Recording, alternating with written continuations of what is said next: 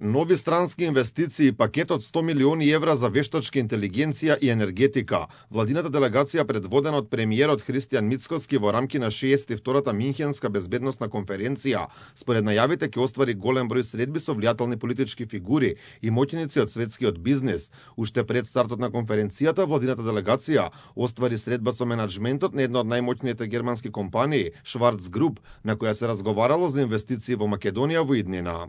Денеска во Минхен оствари вработна средба со менаџментот на германскиот гигант Schwarz Group, по чија капа работат светски познатите брендови Lidl и Kaufland. Разговаравме за нивните планови за инвестиции, отворање на нови работни места и модернизација на трговскиот сектор во нашата земја.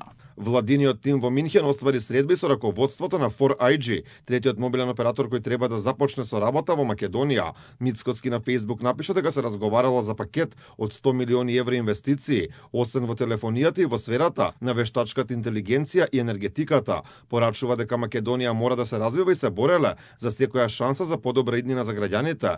Покрај тоа предвидено е премиерот и владиниот тим да се сретнат и со други економски гиганти кои би помогнале во дополнителен раст на економијата, поголем број работни места, подобар животен стандард на луѓето.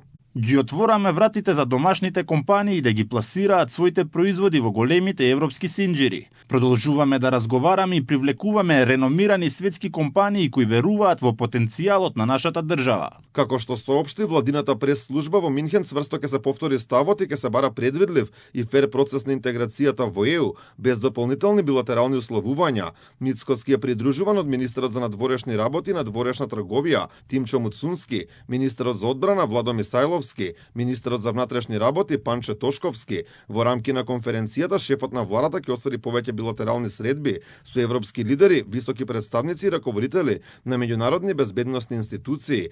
На конференцијата ќе учествуваат повеќе од 1000 делегати од над 115 земји, вклучувајќи 60 шефови на држави и влади, како и представници на големи меѓународни организации.